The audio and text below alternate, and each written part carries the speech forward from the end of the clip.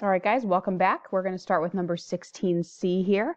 But first, remember that if we're converting between radians and degrees, you always need to ask yourself first, what is this number starting in, and which conversion factor do I use? Which transitions perfectly into part C. If you see the number 4.5, please notice that there is no degree symbol here. And I recognize that there's no pi. However, if there is no degree symbol, you are assuming that this number is in radians, or this angle is a radian. And you might remember there was a video that I talked about going from 0 to 1.57 to 3.14. Radians, if you think about it, without a pi, can still be graphed. And so if I start with 4.5 as a radian, we need to think about which one of these we're going to use. If we're starting with radians, that means we want to be left with degrees. So we want the radians to cross out top and bottom. So I'm going to use 180 degrees over pi because I know that I want to be left with degrees. Now the weird part about this problem is that the pi's don't cancel out like part B. However, if I multiply straight across, this is really over 1. 4.5 times 180 is 810. Let me rewrite that. That would be 810 degrees over pi. And I know this looks strange, but this is our final answer if we want to leave it in exact form. And even though there's a pi, it is in degrees, so please make sure to have that degree symbolism. Find the arc length given the radius of 12 inches and a central angle of 70 degrees. And if the central angle is 70 degrees. And eventually we want to round our answer. We may just keep it exact though. So I want to remind you from the radians video that as soon as you see arc length, I want you to recognize that your angle should always be in radians. And in the video about radians, you learned that the central angle in radians is really the ratio of the arc length to the radius. Or in symbols, the angle in radians is really equal to S over R. And you might remember I said that a radian has no unit of measurement because if both of these were in inches, like inch over inch, they would cross out and you'd be left with a radian, which again has no unit. So the first thing we need to do is convert 70 degrees to be in radians because that's what this angle needs to be.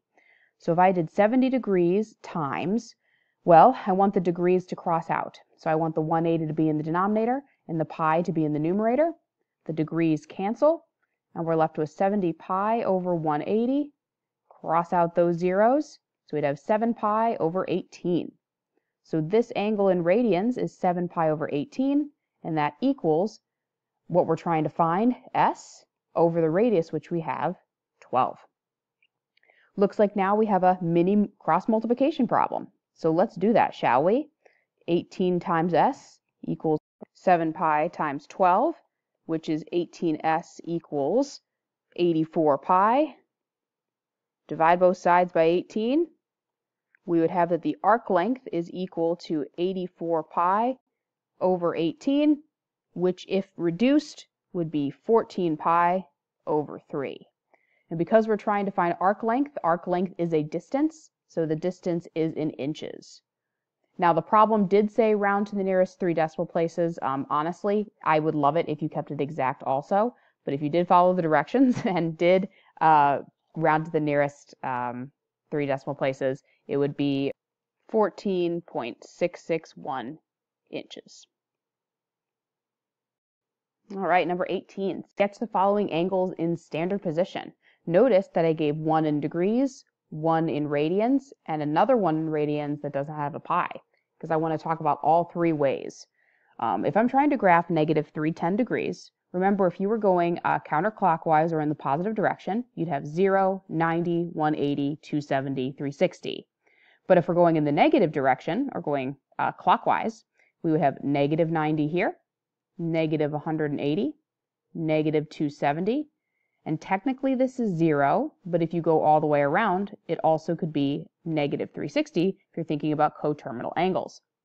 So if I'm going clockwise or making a negative angle, negative 310 would be between here and here, probably a little bit closer to negative 270. So your angle starts here, goes all the way around, probably lands just as a sketch somewhere around here. And again, what we are looking for is the direction shown by the arrow and approximate placement. Part B, if I want to graph 4 pi over 3, rather than converting this to degrees, which definitely could be used so you have a good gut instinct about the problem, I want to talk about common denominators. This is a positive angle, so we're going counterclockwise. So let's think about common denominators. This is really 0 pi over 3, or 0, and we want all of our denominators to be something over 3. Remember, this is pi over 2, pi, 3 pi over 2. So if this right now is, if you're thinking about this as really pi, if I want a denominator of 3, that's the same as 3 pi over 3. So over here is 3 pi over 3, which means this is right between these two. So that would be 1.5 over 3, and this would be between 3 and, if we went all the way around, it looks like we're going up 1.5 each time.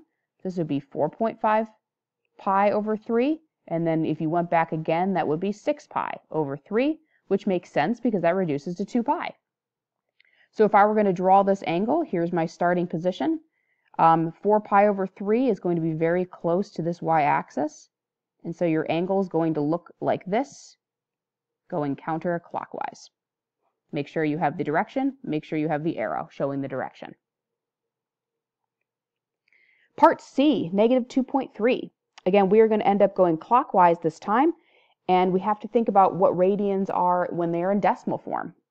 We start with 0 here. If we were going up, it would be positive 1.57. So if we're going backwards, it's negative 1.57. And then we're going to pi here, which as a decimal is negative 3.14. If you want, you can remember this is negative 3.14, then you can just divide this by 2 to get this, because it's halfway between. If we kept going again, just for the sake of practice, and we added 3.14 plus 1.57, we would get this is negative 4.71. And if we added another 1.57, this would be negative 6.28, just for the record. If I was going to graph negative 2.3, that's in this third quadrant here, probably a little closer to the y-axis again. This time, though, we're going this direction because we're going clockwise, because it's a negative angle. So it is very important. What we're looking for is your understanding of what happens all the way around your unit circle. So we'll be looking on the quiz for being able to get a common denominator, for being able to know what radians are in decimal form. So please, please keep that in mind when you're studying. Number 19, determine 2 coterminal angles, one positive and one negative for the angle. I might even find more. Why not? Coterminal means that if I have an angle drawn that you could go around again and it's in the same position but has a different value because every time you add or subtract 360. So if I'd like to find a positive angle, I could do negative 452 plus 360. Where would that get me? Negative 452 plus 360 is negative 92. So that could be at least one negative angle. If I kept finding another coterminal and I added another all the way around my circle, that would be 268 degrees. So that would be a positive possibility. Let's keep going because why not? If I do 268 plus another 360, another positive angle would be 628. And if I wanted another negative angle, at the beginning of the problem, you could have done negative 452 minus 360 if you'd like, or you could even do negative 92 minus 360, but either way, if you did this one, that would be negative 812 degrees. So there's some options for you. Part B in radians, we need to think about common denominators again. If I would like to find a positive angle, you're really taking 4 pi over 5 and adding 2 pi, because that is the same as 360 degrees. We would need a common denominator. If I would like to change 2 pi over 1 to be a denominator of 5, I'd have to multiply top and bottom by 5. So you're really taking 4 pi over 5 and adding 10 pi over 5. And so this is what you'd keep adding or subtracting to find coterminal angles. So one positive possibility is 4 pi over 5. If you added another 10 pi, You could even say 24 pi over 5 is another option. If you wanted to go negative and you start with 4 pi over 5 and you subtracted 2 pi, which is really 10 pi over 5, you would get negative 6 pi over 5. And if you wanted to subtract another 10 pi, you could get negative 16 pi over 5, just to have more options. Number 20, the last problem in the packet. Find the supplement and the complement of the following angles. So supplement means two angles that add up to 180 degrees, and a complement means two angles that are adding up to 90. And so that's if you're thinking in degrees. If you're thinking in radians, the supplement means that they add up to pi, and the complement means that they add up to pi over 2. So for part A, because I'm in radians, because there's no degree symbol, if I want to find the complement, it means that I'm going to take 90 degrees minus this, or I'm going to take 90 in radians, pi over 2, and subtract off 3 pi over 8, because what the result is going to be my complement, because a complement again is defined as two angles that add up to be 90, or pi over 2. So I'm going to need a common denominator again. My common denominator is 8, so I'm going to multiply top and bottom by 4. So that would be 4 pi over 8 minus 3 pi over 8. So my complement would be pi over 8, or 1 pi over 8. If I wanted to find my supplement, I'm adding up two angles that add up to 180, or two angles that add up to pi. So if I want to find the supplement of this, I'm going to take pi minus 3 pi over 8. I again am going to need a common denominator, because this is over 1. So you'd have to multiply this by 8 over 8. So we have 8 pi over 8 minus 3 pi over 8. So my supplement is 5 pi over 8.